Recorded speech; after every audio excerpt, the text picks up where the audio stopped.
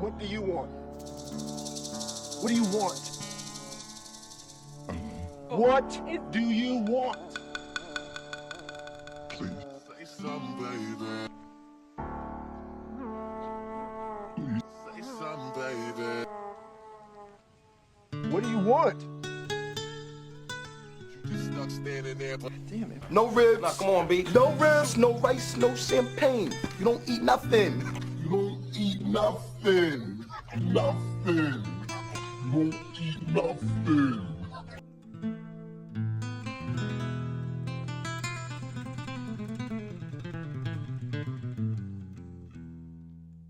Nothing.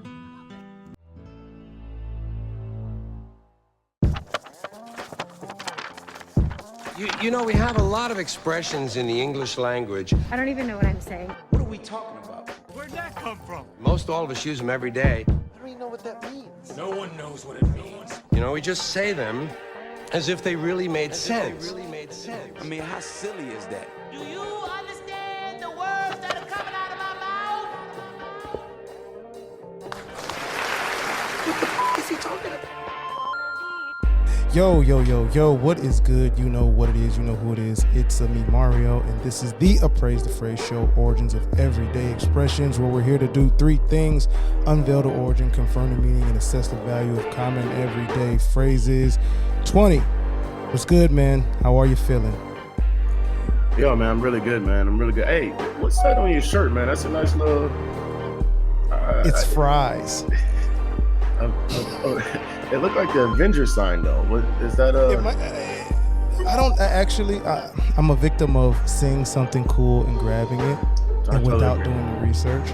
No, that's me too. And so I could be, That's me. But, you know, hopefully it stands for something good. It is the Avengers. Oh, okay. There you go. That's what I should have said. It's an Avengers shirt. With fries, though.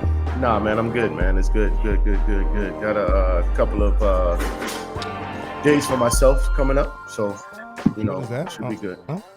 I love that. I love that for you, bro. Yeah. Yeah, I've been getting bit by mosquitoes, so good. Avoid that at all costs. Like badly, bro. Like badly. Where have you been? You been to the Everglades? Nowhere. I went to the train station. Oh, okay. All right. I don't know. They must Mosquitoes be love cool, me. Man. I don't know. I don't Huh? know what they're doing at the train station. Maybe they're trying to migrate. It's me, man. I think they can smell the nerves. Like I'd be nervous Oh my god. to get bit by mosquitoes. Everything else, I'm solid. Like I have nerves of steel. Yeah. Word. All right, man. Let's get into it. Today, like other episodes this season, like we really are locking in with family. We are locking in with our guests. So today is no different. I am excited as usual, but on the season 4 level of excitement, we have a dear friend of ours, like years now, like years. The time's flying, but like years now. Thomisia Booker, author, a creator, founder of Hey Carter Books, a doctor in psychology? Education and counseling psychology. Education psychology, and the founder of the Lit Kids program. Whew, so much going on. What's up? Okay, so before I have you speak and the crowd's gonna calm down, we call Dr. Booker Mishi, and we gonna do that for the rest of the show. Y'all, until y'all dapper for real in real life, y'all say Dr. Booker. But Mishi, what's good with you? Hey, how y'all doing? Good. Can't complain. What's new with you? Tell people more about who you are, what you do, what you got going on. First of all, I love the applause. That effect is a nice touch. Yes. So yes, as Mario said, I am the founder and CEO of Hey Carter. And Hey Carter is a children's brand that I created inspired by my son, Carter. And it's really focused on increasing representation for Black children and creating tools for Black children, specifically Black boys. The brand is really focused on Black boys, creating the tools for them to thrive and grow. So we kind of started out with books. I'm a self-published author. I have about 16 titles now. but we also do apparel. We have jewelry, other novelty items, but we also create curriculum like the Lit Kids curriculum, training, workshops. So really the brand is about creating a space where Black children see that this is for them. I create it for them. I want them to feel like it calls to them, that this is a place that they can feel safe and heard and seen and loved. And really the mission is kind of to show the world happy Black children living their happy Black lives. Ooh, they not gonna sit down. They not gonna sit down. You talking like that, Dr. Mishi. I know. And also, while y'all are cheering, Dr. Mishi is joining us all the way from the West Coast. Yeah, y'all. Bay all the way from the West Coast, Bay Area. Y'all have a, not to say, because I know, like I've been tapped in, like big Lil Russell fan. Obviously, we had Kamaya at one of our events, but like right now, everywhere else in the nation is finally catching up again to Bay Area music and love. So it's kind of nice, man. You got any favorites right now in terms of music? I really do like Lil Russell. I'm trying to get to his backyard. His tickets for 2025 are out now, so I've been pondering. I know he had Richie Rich back there and Juvenile, and so I like the platform that he has where it's kind of pay what you feel like it's worth. And so he's really doing it. We're big Lil Russell fans too. So if you decide to pull up, send a date. We will meet you. Yeah, let's do it. We will make it happen. I think that'd be fun. Let's do it. And then we run up on them. All right, bet. Cool. So today, I kind of like that segue. It was natural, right? It was a natural segue with what one of the things that Russell's doing is like pay what you feel you owe. It is valuable to you, or how you see it, or the worth you see in it, while also him being determined with that backyard thing. We talk about Dr. Mishi and what she's built with Hey Carter books, and the platform and the space, and just making sure Black children, Black and brown children, are represented. So I feel like this phrase is apropos to the essence of that. And so it's a phrase that, like, I don't have anything. I'm not swayed either left or right, but I'm very interested in it in terms of like experiences and how people relate to it. So without further ado, let's unveil the origin, confirm the meaning, and assess the value of closed mouths don't get fed. Let's talk about that one. Okay, so before we get into the meaning, in the 8 parts, I'll explain that phrase. We are going to first just get into some thoughts, connections. 20, what is your connection to closed mouths don't get fed? Talk to me. Bro, I feel like I'm well connected to this one, man. I actually said this yesterday. Did you? Yeah, man. I say this one a lot, man. My mom is the one that kind of put me onto it, man. She's one of those people that she's like, yo, you come to my house the first time, I'm going to treat you like a guest. The second time, I'm going to treat you like family. So it's like a situation where if you don't say nothing the second time, I'm not going to ask you. You know what I mean? Like, I'm not going to ask you. If you want something to drink, I'm going to show you where the cups are. You know, that type of woman. So it's like I use that. Oh my gosh. I use that almost every day. I would say that, man, because I really do believe that. I feel like if you really want something, you know, nobody's a mind reader. You know, just go ahead and ask for it. The worst they can say is no, but the best outcome is them saying yes. So yeah, I definitely wholeheartedly believe that one. That's a closed mouth definitely does not get fed. Okay, literally and figuratively. That's where. And that's all I have to say about that. Okay. Dr. Mishi, where you at with it? Your connection, your experiences?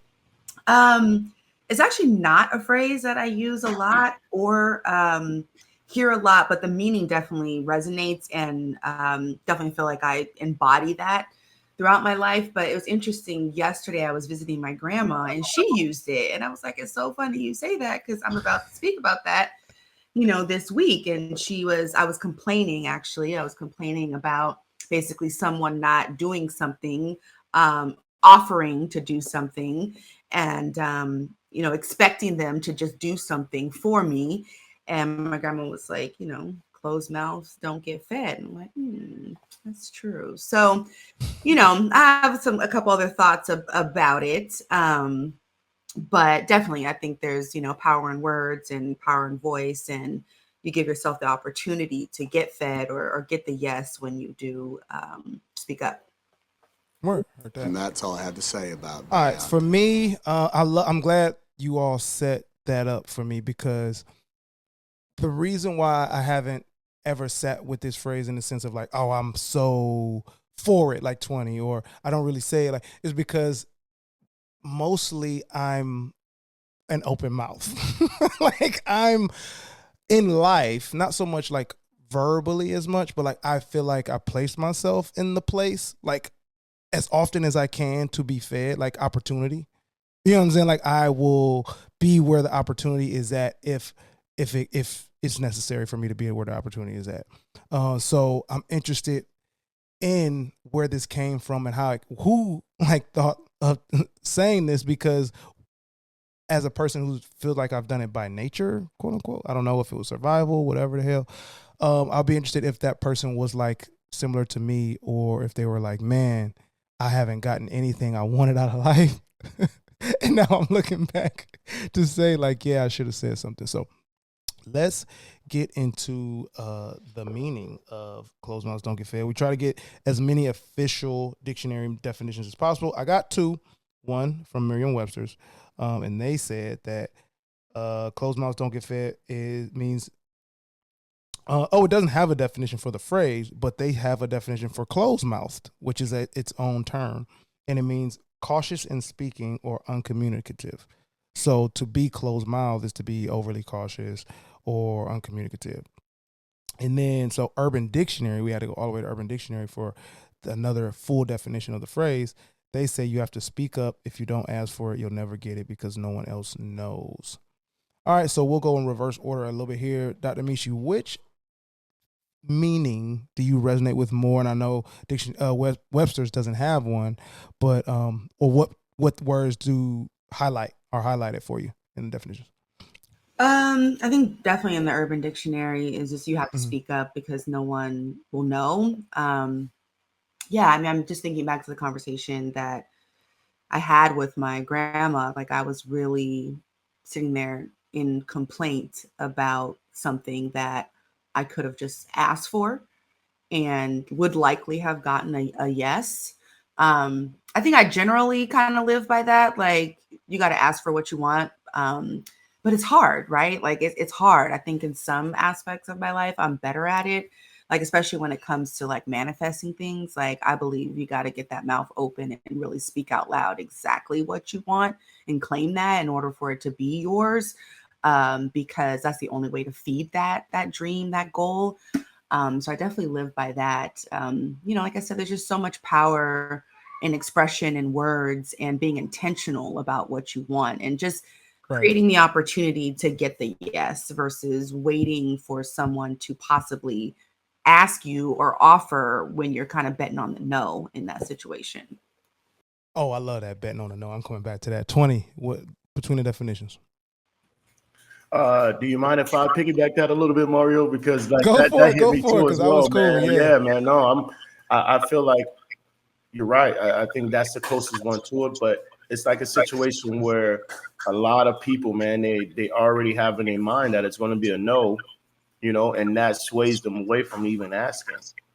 So if you're out here, you already said it in your mind that it's a no, then you're the one that's saying no, not the person. You know what I'm saying? Like, it's not the person that, and then in most cases it becomes resentment. Most cases it becomes like falling out just because you already in your mind depicted like, oh, this person is not going to be that, when all it is a conversation, and that I feel like sometimes I don't use it in that way. I feel like I use it a little bit more lighter, but in essence, that's really what it is. That I feel like that's more towards the true definition of a closed mouth don't get fed, as opposed to, you just saying, hey, can I have this? Or, hey, can I talk about this? Or, hey, what's this like? It's like, yeah, you don't get fed that knowledge because you're not asking for the knowledge, Right. So no one knows you want it. No one knows you want it. No one knows you want it but yourself. Yeah. And that's the part where, like, when we were combining, so I'm combining what Dr. Mishi said with like the betting on the no. I think I might actually start really using those exact words. Like, you betting on the no right now. Like, you sliding your chips to the middle of the table for no when you could be using the exact same energy for yes. And then like the no one knows part, and the fact that there's a definition for closed mouthed, like that's an official term for someone who's overly cautious to talk. Like, you're a closed mouthed person. So that very ideal is so prevalent that we had to define it as an adjective. And it takes me to another, it's not a phrase, I don't think, I mean, it is a phrase, but it's not something we would appraise just yet, but it's in the air and it feels relatively recent, where it's like a person, like, we sometimes say, like, if a person knows, if they wanted me to have it, they'd offer.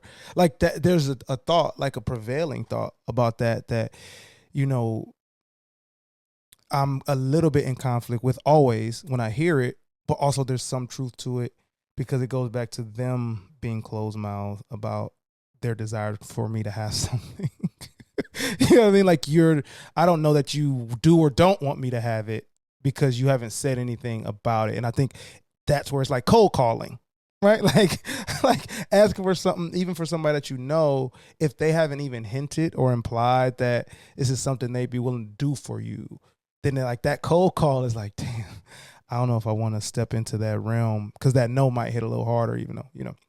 So, yeah. I think we assume that people are thinking what we're thinking, and that, oh, they should know, right? Like, they should know, or it, you know, it makes sense that they would just offer this, or they should just give me that, when a lot of people are not thinking like that at all.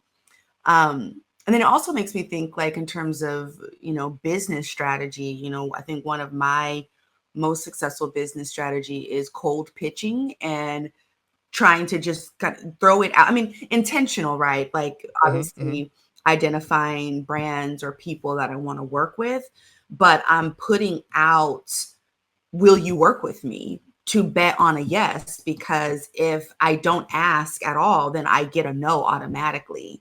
And so, yeah, I mean, I may have to pitch 100 people, but if 5 say yes, it was worth it. You know, even 1 says yes, it was worth it. So I think a lot of people won't even put it out there because, oh, they're going to say no, or what if this, or what if that, what if I don't get no answer?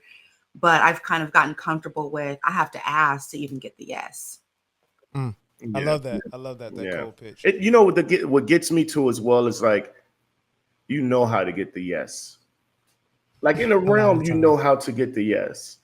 Yeah. So, like you said, the no should not scare you because you know how to get the yes. I agree with that. When you, and this is where, as parents, we're all parents in the room, like, we can clearly understand that when we're talking to our kids. Like, we clearly understand, like, well, what makes you even think I would say no? Or what makes you think they would even say no? Where did you get that idea?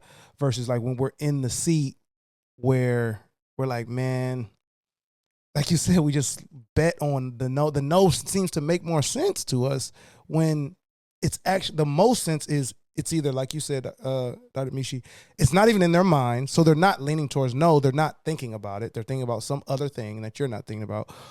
Or they're right in the middle of, like, saying yes or no to any given thing. Or they're sliding to, like, if this is interesting to me, I want to do it. Like, I feel like a lot of people are like that. Like, if this is interesting to me, I do it. I will say, I think that hearing no, like, I think, you know, closed mouths don't get fed is, like, also really about being able to be courageous and asking for help. And I think that asking for help is scary. You know, I think about, in the context of being a mother and feeling like I have to do it all, or feel like I have to wear this cape and be a superwoman. And sometimes asking for help can feel like a weakness, or feel like I don't want to, you know, make someone else uncomfortable. There's all these, like, you know, frames of mind that we have in terms of asking for help or being able to use our voice. You know, we think about marginalized groups. We think about just people who being able to use their voice in a courageous way to get their needs met, how much of a barrier that is for them. So I think I'm comfortable, I think, with asking for help, but there is a piece of me that does struggle with that based on my experiences. And it it doesn't always feel like that. I mean, I think in terms of like a relationship, you know, in marriages or just in partnership, being able to say, I need this, and feeling like your partner's going to give you that. Like when we talk about that closed mouth, I think that's a little bit different, right? Like that feels like that's like I can ask for some juice at 20's mama house. Like I'm gonna get that food, I'm gonna get those snacks, I'm gonna be comfortable there. But when it comes to maybe like my partner, or maybe it's setting a boundary, or you know, like these bigger topics, that's a little bit different. That feels heavier. Yeah. Absolutely. Absolutely. Absolutely. Yes, Well, I it depends what think you ask we do. for. Yeah, like we have to weigh that. Like that's Yeah, real. Like we have to weigh like the risk reward here, or like the tension that may build or that's already built. We gotta weigh that. I like that. All right, let's dive into the origin here and see how we got to us even think. Where'd that come from? All right, let me do some scrolling. Okay, so there's actually no record for when closed mouths don't get fed was first written or published, but a phrase using similar words pops up that takes a different angle to the closed mouth wording, and it's a closed mouth catches no flies, right? So a closed mouth catches no flies actually appears in the Catalan, and that's a Romance language. So like it's not dead. It's not a dead language. It's derived from Latin, which is a dead language, but it's from the late 1400s. And per an academic research, Catalan is like a proverb language that came from Arabic. So like people only spoke it to speak phrases in a sense. So I'm not going to try to say it because I don't know how the inflections are, but basically the direct translation is, in closed mouths, the fly does not enter, right? So this expression implies that staying silent or refraining from engaging in unnecessary or unproductive speech can prevent one from attracting problems or unwanted consequences. So like the first iteration of that is not so much you won't get what you want, but you are guaranteeing, or you're increasing the likelihood that you won't bring issues to your door, unwanted issues to your door, if you like just kind of pipe down, keep it cool or whatever. You know what I'm saying? And that actually connects to the Bible.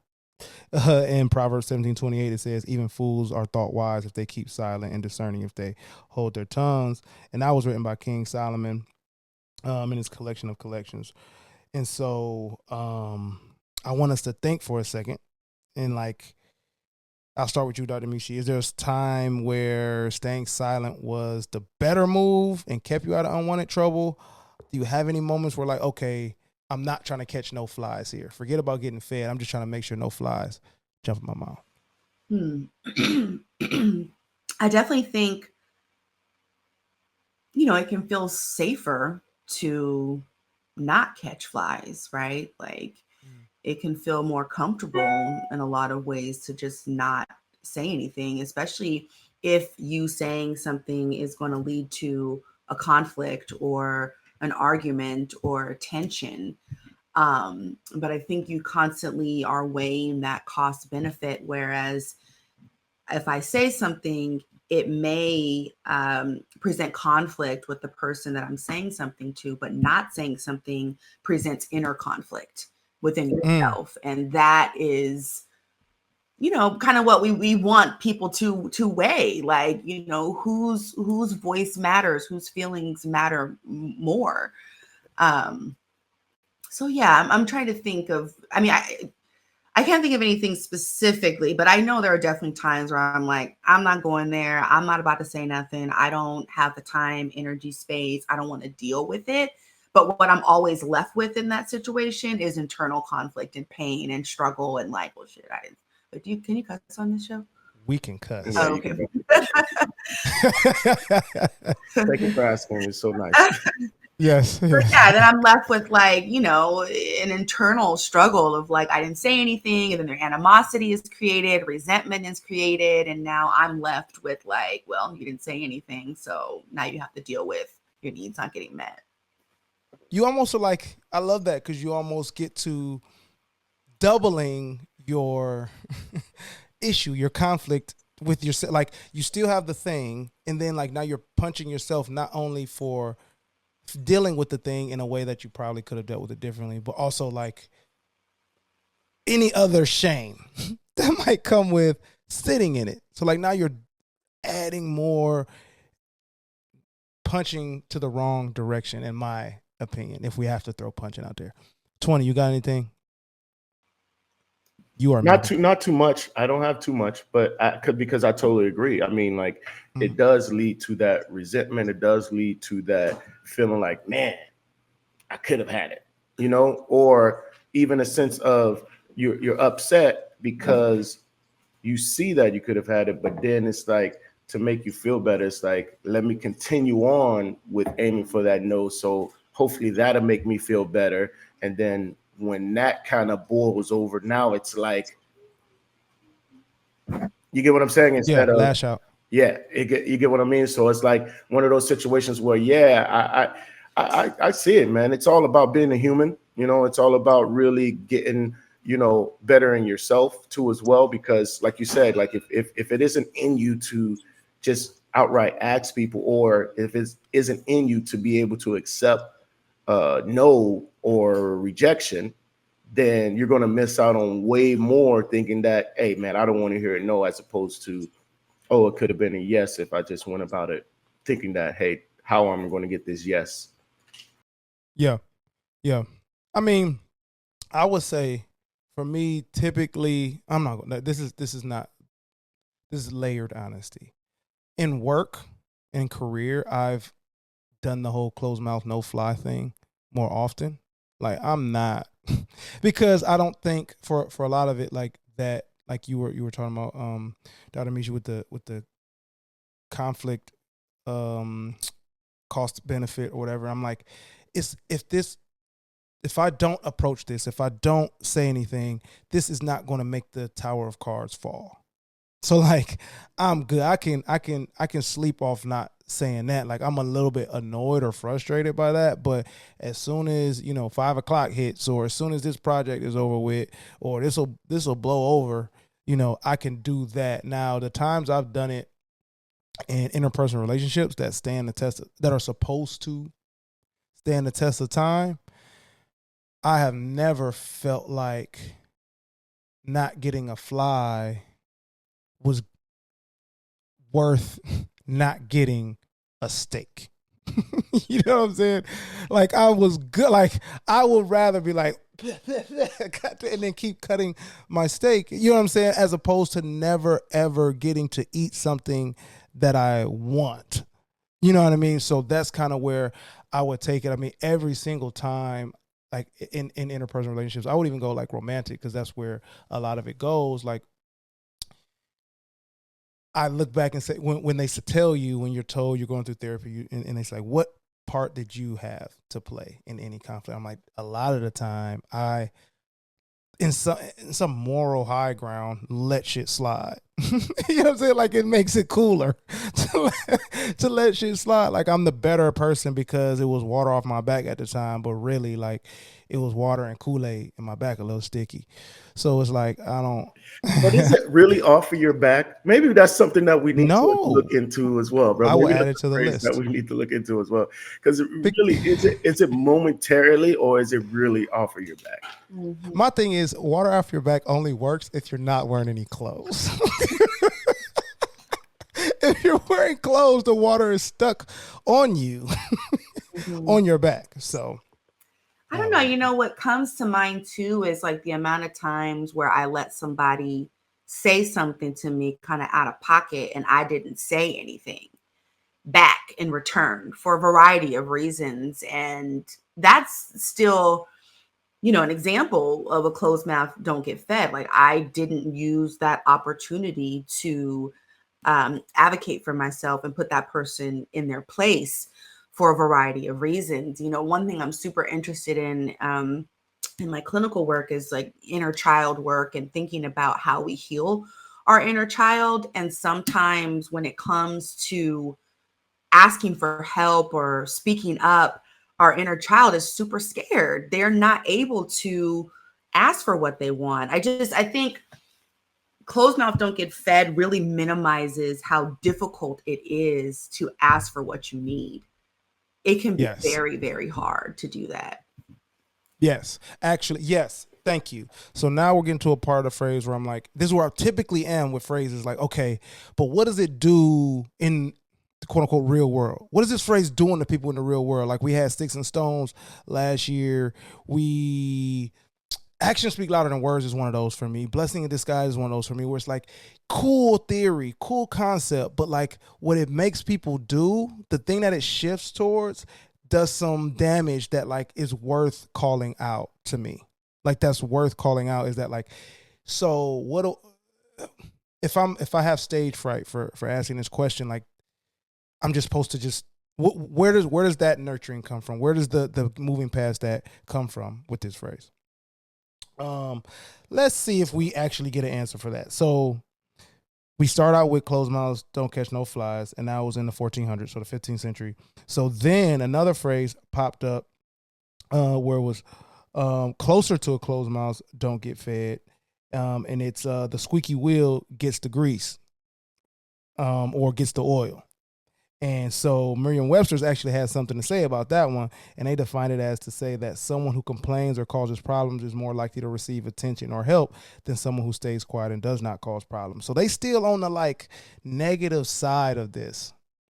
You know what I mean? Like, so that fly thing is unwanted problems, and now we're squeaky wheel. Well, at least if you complain about your problems, you might get them solved. Dictionary.com actually says the loudest complaints get the most attention. So before we move to the next part, are y'all feel free to answer? Are either one of y'all the complaining type? Like, do you have you ever got told like, damn, you be complaining? Like, what do y'all see? It's an honest forum, man. Yo, listen. Honest forum. I would say Dr. Mishi, would you like to go first? Because we all about sugar. I mean, I guess it depends on who you are asking.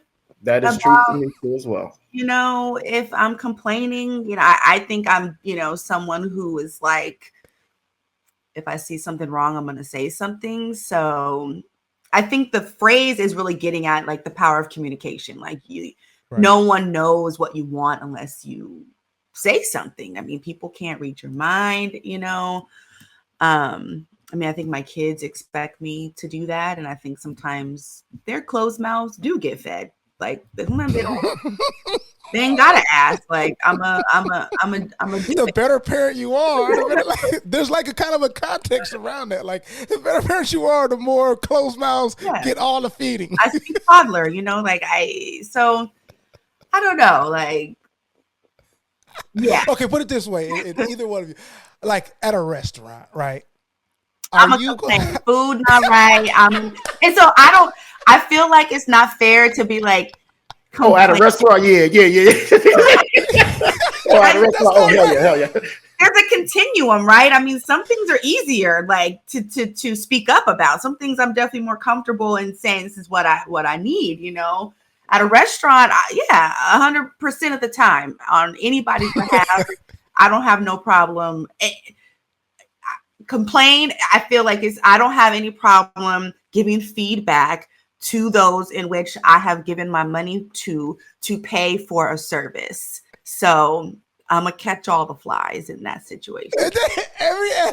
Give me the big fly, and that's funny because it's like it's so real. I think like that's so funny. I will, and I won't because like it's like. I don't know if y'all seen the internet say that, like when the men be like, oh God, I just eat it, and the women be like, no, his meal ain't right. Like I found that like I'm probably 70% clip. I'm gonna say something, and it's usually back to the steak thing, because if I can't do it myself, you got to get it right. You got to get it right because I'm here for that thing.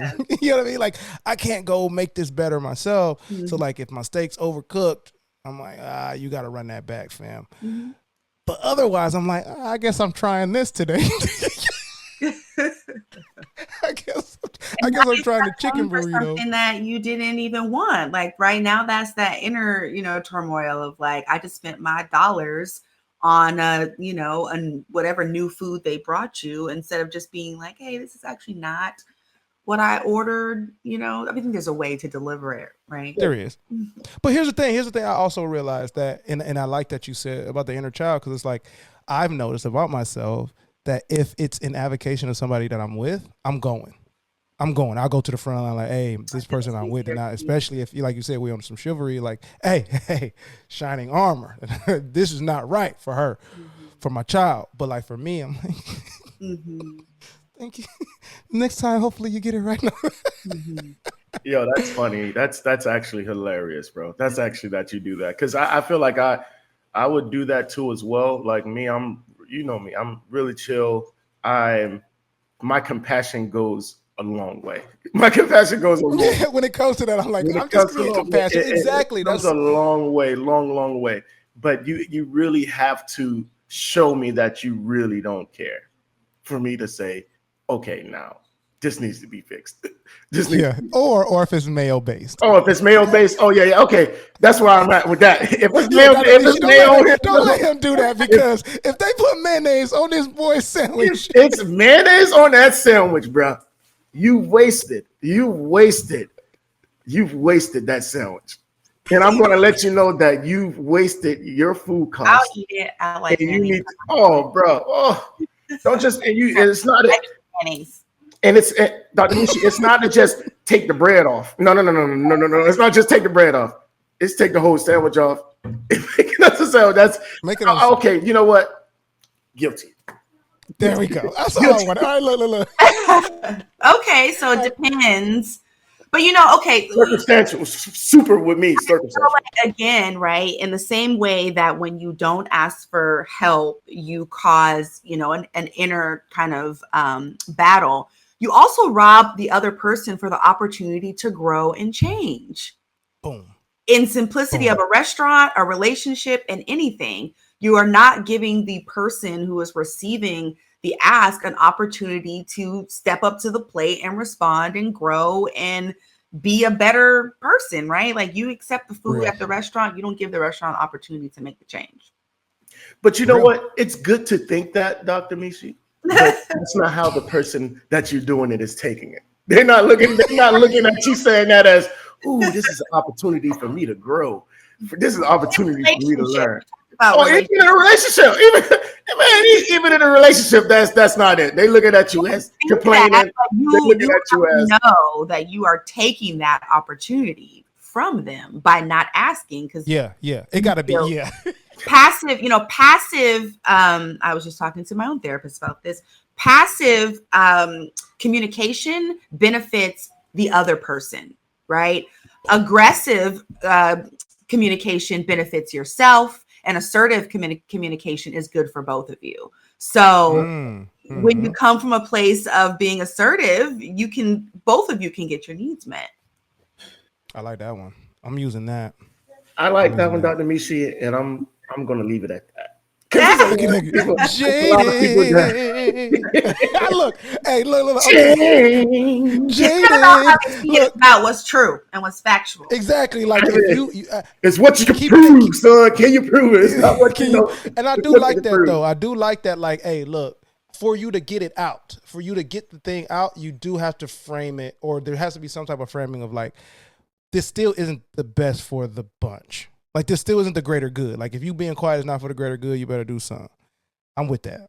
So speaking of squeaky wheel and all that, the current version of the idiom, it's an allusion, with its allusion to a wagon wheel needs oiling, is ascribed to actually Josh Billings. And he wrote it in a poem called The Kicker. And it said, I hate to be a kicker. I always long for peace, but the wheel that does the squeaking is the one that gets the grease. Now, the term kicker from the poem that popularized squeaky wheel, was in the 1800s was another term for complainer. So it's like, if you were a kicker, you were a complainer. Now, Billings was a 19th century American humorist and lecturer. In his saying, in the whole history of the world, there is but one thing that money cannot buy, to wit the wag of a dog's tail. Like, isn't that sweet? You can't buy making a dog happy. So in essence, like, happiness. Yeah, we did that one in season 2, and we had a long talk about that. And that phrase actually begins the Lady of the Tramp. I don't know if y'all, I'm not like locked into the Lady of the Tramp like that, but that's the very first line in the Lady of the Tramp. Now, he also came up with, Mr. Billings, Josh Billings said, love is like measles. The later in life it occurs, the tougher it gets. And that was in A Light in the Window. He also said, I honestly believe it is better to know nothing than to know what ain't so. It is better to know nothing than to know what's not possible. Well, ignorance is bliss, man. I don't know.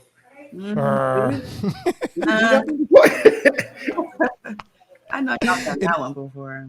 Yeah, I'm gonna give you a chance, because then in the last quote in the Hong Kong movie Revenge, a love story, they ended their. He has a movie, in a Disney movie, where his quote starts it, and he has a Hong Kong movie called The Revenge, a Love Story, where they finish with his quote, and it said, "There is no revenge so complete as forgiveness."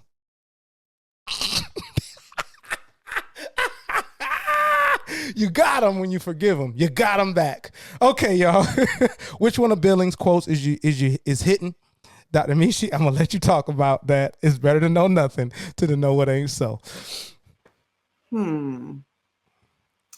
It's better to know nothing than to know what is it possible or is possible? Isn't so. Like, is not possible. Know what ain't so. I don't know. Like, I feel like knowing what's not possible gives me a place, an opportunity to move forward from there. Like, once I know what's not possible, then I know what is possible from that place. I don't know. I don't really resonate with knowing nothing. I agree. I'm trying to. I agree with that as well. I'm trying to figure out what scenario would he have said this that makes it like worth writing down. Like, exactly. I get, because ignorance is bliss is close. Like a terminal illness, people choose. Right, where it's like, yeah, I don't need to know when I'm gonna die. Maybe like, yeah, maybe. Sure. Like, but even that's that, the only thing, though, Mario. That's probably like the only thing. Be honest with you. But even that is like, maybe I could know. I could know. So I could know. Like, in certain circumstances, like, tell me. Yeah. In certain ones. Now, I could see him going with like, don't ruin your imagination. Like, maybe he's going in that direction. Like, your imagination is what's you should be relying on. But that doesn't say what I don't like. To not know something. I don't know, man. What y'all feel about revenge being forgiveness as being completing your revenge tour? I'm petty, Mario, so you know that don't fly. You know what I'm saying? That don't fly with me. But I would say this: it is, even in its sense, a little bit petty, depending on how you forgive it. Because I'm a genuine person, so when I forgive, it's something that's super genuine. You get what I mean? I'm not looking to forgive in the sake of winning the bout or to getting over on someone. Because I feel like you don't truly forgive somebody if that's your intent. You know what I mean? Like, yeah, you can like when people be like, oh, I'm gonna be the bigger man and say sorry first type of deal.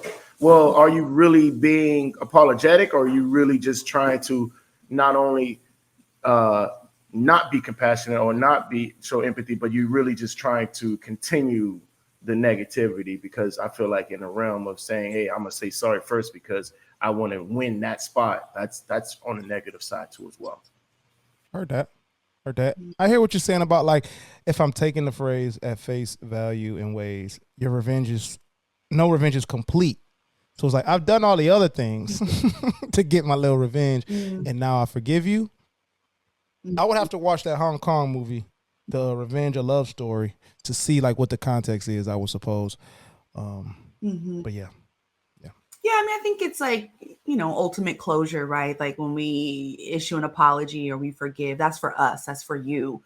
That's for you to be able to move on and be at peace with it. So I feel, if you get your revenge with other things, right? It's not revenge just to forgive, I think. Right? Like, that don't feel like enough revenge, but I think... That's what it is. It don't feel like enough revenge. That's perfect. It don't feel like enough. If I'm engaging in revenge tactics, right? If I'm engaging in revenge petty, yes, in the end, I guess I do need to wrap it up in a bow with some forgiveness so then I can move on.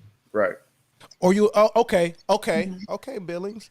because thank you, Dr. Mishi, for making him get a little bit more clout in this house, because if you just revenge forever if you don't eventually get to forgiveness. All right, I forgive you. I'm done avenging my revenge. All right. So let's get to the other variations of closed mouths don't get fed. Let's see. The other variations suggest that being heard gets attention and prolongs the life of the person. The silent person may be overlooked and neglected without specifying that it is a complaint. So now we're kind of moving away from the complaint thing, but we're going back to the Bible. So Matthew 7:7, Jesus says, "Ask and it will be given to you. Seek and you will find. Knock and it will be appointed to you." And in James, they said, "You do not have because you do not ask."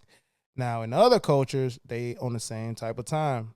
There's a Chinese proverb that says the crying baby gets the milk, right? And you kind of hinted at that, like newborn, like sometimes the only way to know that the baby is hungry outside of us being, as parents, being locked in on timing is like, you got to cry for it. You got to whine for it. The Germans say, das Rad, das lautesten quietesk bekommt the meiste Fett. The wheel that squeaks the loudest gets the most grease. The Portuguese, which I cannot do, says, "He who does not cry does not get breastfed." The Spanish say, "He who does not cry does not get breastfed" as well. So because there's no official record of the first written citation of a closed mouth don't get fed, although it has been in publication since the 2000s, is it safe to say, would y'all go on record on this show as to say that Black culture is what kind of sealed a closed mouth don't get fed? Because the publications are from Black folks in the 2000s. Yeah? Hell yeah. You going with that? All right. It definitely feels like a Black-ism. I mean, I don't know. I feel like that's just some black people say. I agree. I've only heard that. You know, my grandma actually is a white woman, but she had, obviously created life with Black people. So I'm sure she got it from my grandpa or somebody. There we go. Yeah, because like outside of like breastfed, like even the word fed seems Black. Just the word fed alone seems like a Black word. All right, y'all, real quick, let's dive into our history. Black people are adopting the word fed, Mario? I'm saying that I really don't hear white people use feeding in past tense. That's true. Very often. That's true. Only I don't like breastfed. Yeah, like breastfed is the only time I hear it. That's an accurate opinion. Yeah, I feel like as a pure anecdotal observation. Yeah.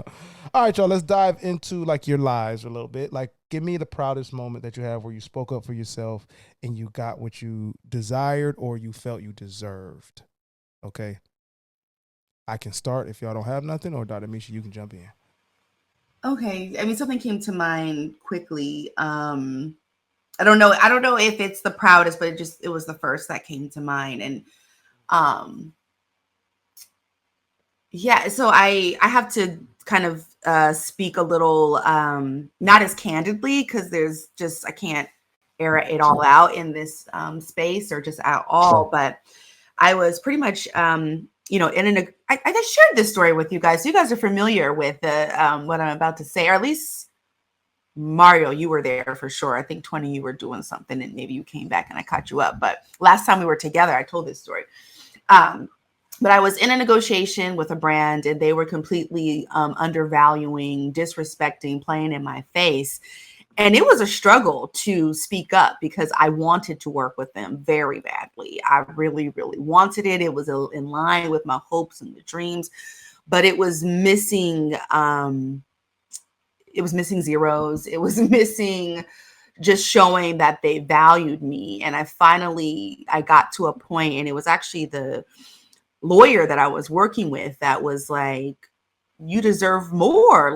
Don't let them play in your face. Like, you need to speak up. You need to say something. And so it was such an inner struggle because I wanted it so badly. But at the end of the day, it's like, I cannot be disrespected. I cannot enter a relationship of this magnitude in that way. And so I remember painfully writing the email basically professionally telling them about themselves, like, you know, how dare you undervalue me? How dare you not respect my brand? How dare you not see the work that I've put in? Like, how dare you want to work with a black brand and not, you know, put the respect on the name and not, you know. So I remember writing it and just crying and just being like, it's over. And it ended up being over because obviously they didn't want to, you know, move forward in the way that they should. But now looking back, it was the best decision ever because, you know, that's just, it's not okay. And so I feel really proud that I did that, although it was really scary to be able to tell such a big brand no. But at the end, you just have to know your value and your worth, and you have to be able to use your voice to get what you want. Oh, love that. Thank you for sharing that. Thank you for giving us that. I want to piggyback off that a little bit if I can. Let's 20. You got some? Oh, I got some, but you know, whatever. I just want to say, Mine is super lighthearted, so go ahead. Okay, cool. I'm gonna keep it a little more heavy hearted, medium to heavy hearted. Is that like that? I related to sports. That muscle memory to like do that. That's the outcome of it. Like, sure, we always want the actual thing that we're advocating for. Like, of course, that's implied. But to do it at such a magnitude for the first time, quote unquote, or for like the most important time or most impactful time or the time you feel the most slighted, you need to have done that, regardless of if you get it, to continue to do it. Like, I think that's so huge, and I have different, you know, aspects, and I will you know, be vulnerable about one, because one is my son and my son's mother and I aren't together, and it's hard. That part gets hard, and there was a moment where I'm like, as much as you don't want to ruffle the feathers for many reasons, right? Many stigmas, many things. You're like, I have to say and stand on this part alone and just like sit back with what comes next. Because if I don't say this, how much am I betting on that no? How much am I going to win? How much of that bet am I going to win? You know what I mean? I don't want my no to be multiplied by 5, 10, 15 times. And I'm living with that. So that's one. But the other one I'll mention is actually when I was coming out for the draft, that process, and coming from a smaller school, being a smaller receiver, and there was a moment where, you know, my agent and I had to talk about like how we wanted to do things, and we just started telling people what we thought about my skill set, and it actually ended up getting me into rated in a draft magazine, like the first player in our school's history to be in a draft magazine, you know, pre-draft and stuff like that. So I was like, okay, you can't, you know, that was one of the moments like, you can't do this. You can't let someone know like that this is what you feel needs to be said to get the thing. So, okay, 20, lighten our hearts, my brother. Yo, like I'm lightweight over here trying to think of something else. So I'm like, I can't even. No, you know what? I would say this. My first, I would say, moment that I remember is like, because I have siblings. So when you're a sibling, if you're not the oldest, you're doing everything the other siblings is doing. So I remember when I finally got like the courage to be like, you know what, Mom, I don't want to go. I'd rather stay home. You know what I mean? Like, I don't want to go. If it's their event, it's their thing, it's I'd rather stay home. And that first time where it's like, okay, and it's like, wait, I can stay home? Like wait, wait, the whole crib mine? Like, oh, stop, I'm the king of the house right now, you know? And it's like, it was I would say this about that experience, it was the quickest moment of solitude I've ever had in my life. I'm like, yo, usually when we're out, it feels like the whole day, bro. It feels like the whole day. Yeah. But when I get to stay home, it's like a 15-minute outing. And I'm just like pissed. Y'all didn't want to go do more? I'm already pissed. But in that sense, man, I felt like, oh, man, I'm there, man. I'm at that age where they don't mind me staying home by myself. And it felt a little bit more of a maturity on my aspect, because that's why I'm like, okay, well, what I have to do to show them that I'm able to do this, because they already believe that, when in the sense of like, who knows, if I would have just always gotten a car, it would have been, years before I realized, like, okay, you know what? All I had to do is ask to stay home, and I'll be able to stay home instead of having to be dragged along with my siblings or wherever they got to go and whatever they got to do. So it's like when you said, like, the first time you remember, like, actually speaking on what you want and actually coming into it, I was just like, yo, that has to be the first time, because it was one of those moments where I actually felt like hell yeah, man, I made the right call by asking. Yeah, made the it right was call. super. It was. I can still remember. It was like super. I don't want to say scary, but it was like I was timid about it. I was like, oh, am I ready for this?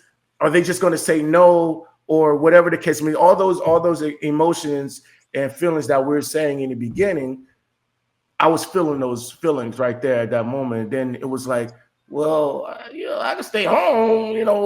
One of those type of deals.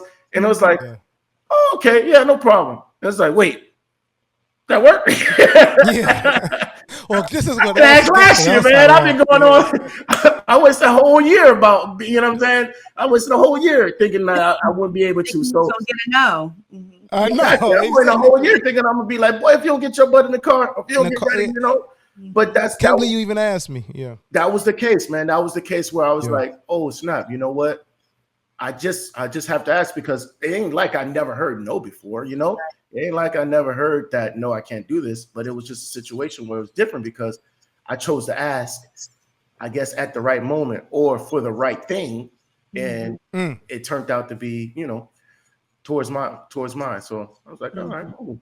I can do this. Word. Hell yeah. But that's a little lighter. Thank y'all. That's a little lighter in a minute. And then, like I said, medium heavy. We gotta hold it with two hands. Exactly. Still. Heavy enough when you hold it with two hands. Exactly. All right, let's appraise this phrase. Let's grade it, man. Let's do this. We're gonna do it's a 3-part grading scale. Meet Dr. Mishi. It's the power grade, how much impact when you hear it or say it. Does it shift things? We got the speed grade. Is it eloquent to say? Easy? Does it flow off the tongue? And then we have your preference, the guest preference, your rating, the wild card grade. And so again, I think 20 does the power grade better than I ever could these days. So 20, you got the power grade. I'll take the speed, and Dr. Mishi, you go.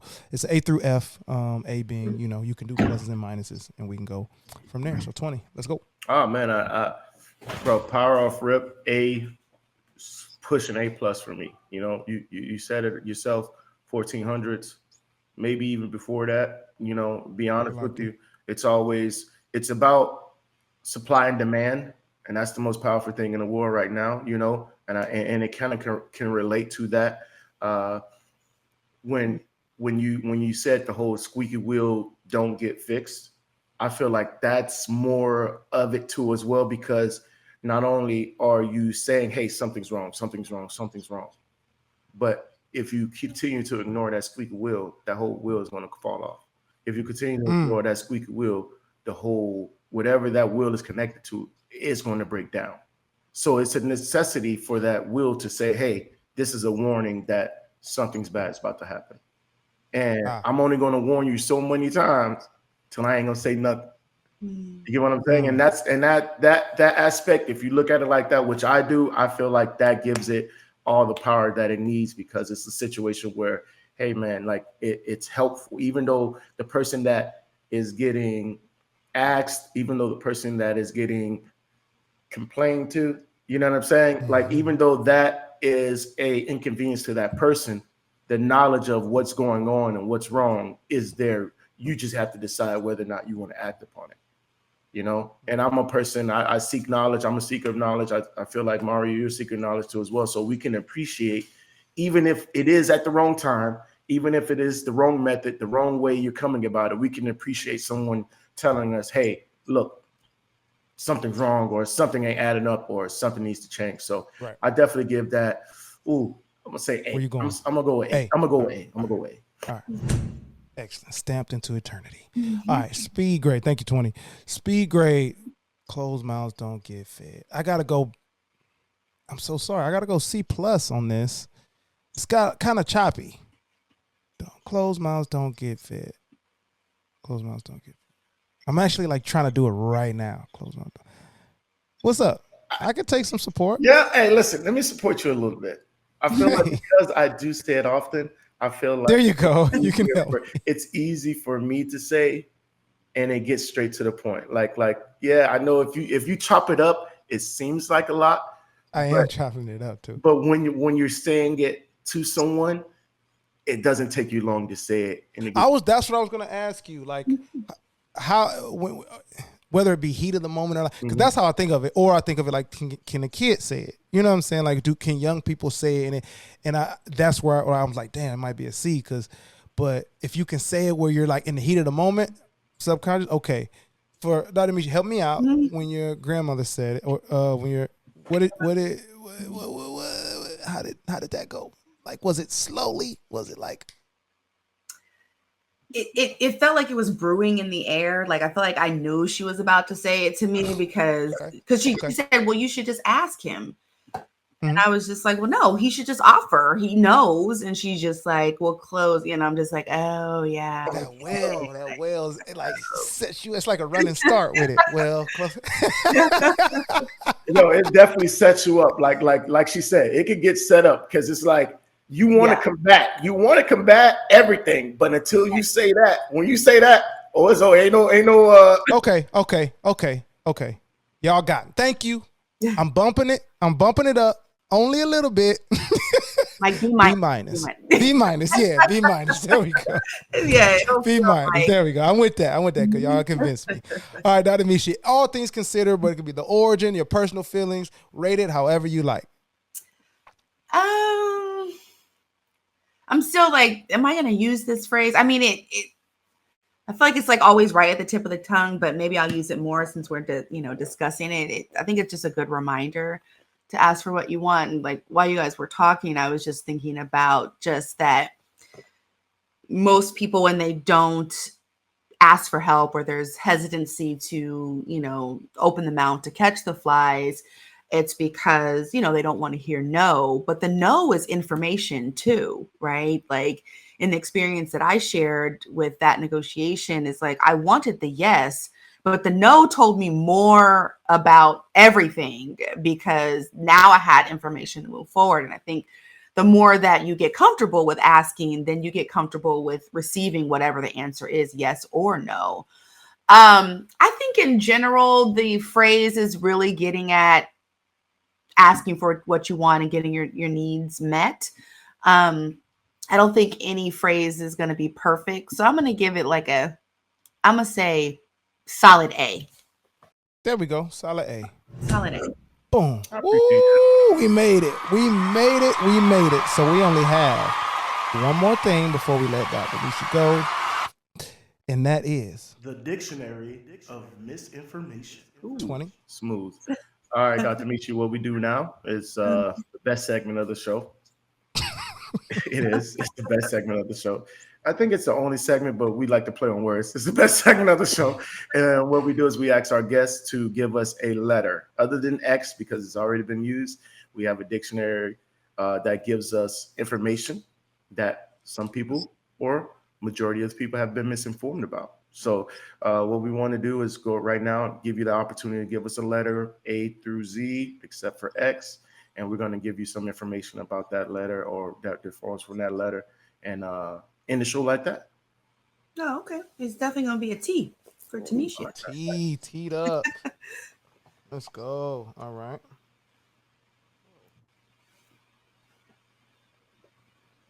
Mario, I think we need a picture of you looking into the book like that. I think that's something that we definitely need, bro. I think that's something that we definitely need. Hold on, sorry. He's got a lot. This is good. People usually don't do letters like T and like the ones that are good letters because they want to be contrarian. But this one is Is this a letter that even uses like the in front of Correct. it? Oh, okay, yeah. Correct. That's why it has a lot. Yeah, exactly. Oh my gosh. Okay. I'm not doing that, but that's interesting. The suspense. I'm so sorry. Sometimes I'm going to get better with this. Let's try this one. Finally point if I won. Right. So let's go teething and healthy teeth for T. All right. So okay. early teething means healthy teeth, or early teething means weak teeth.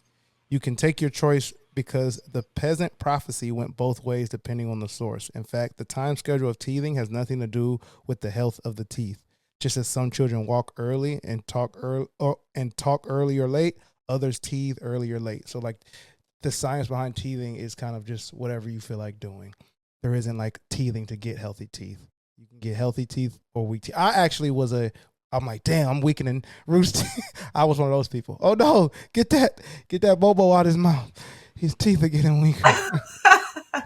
You mess up that devil. Oh, the Bobo. Yeah. Well, Dr. Mishi, thank you so much. Before we get out of here, is there anything you got going on that you want the folks to know about? Yes. So every year during the holidays, we have an annual Black Santa event. And so we will definitely be having that again this year. More details will come out about that. But just everyone get ready for the spirit of Christmas, the magic of Christmas, where we bring Black Santa to the Bay Area. I'm super excited about that because every year it just gets bigger and bigger. So last year, it's so dope. Our Santa was the Santa at the Warriors game, and we had so much fun. Yeah. So I'm looking forward to it was cool. It was cool to see that. And it's heycarterbooks.com, right? Yes, heycarterbooks.com. Excellent. 20, what you got for us before we got here? Yo, I want to say this though. I feel like us three and Shay too as well. We had a closed mouth don't get fed moment when after our last event, and it was a situation where I felt like we all got closer. Yeah, we've all got. We can say it right now because we need the sponsors. But we had a closed mouth don't get fed moment, and once we all opened our mouths and actually communicated with each other, I felt like we all got closer. We all got closer, but we would have never gotten closer like that if we would have kept it to ourselves. So, I mean, that's definitely a moment of this where it came into fruition, and it was more of a positive and a great moment that we've all spoke up. So, I love it. That's actually true. And we got to do, like, I can't wait till the four of us get together again. And we got to happen. It got to happen soon. All I really have to say now is that you can find us on Google Podcasts, Apple Podcasts, Spotify. We're brought to you by the Underdog Podcast Network, Underdog Podcast on YouTube. Go to appraisephrase.com for current episodes and things, appraisephrase.com/shop for other things. And lastly, just remember, please, that if you don't open your mouth and say that value is in the eye of the appraiser, no one will know. We will check y'all next week. Yeah, like...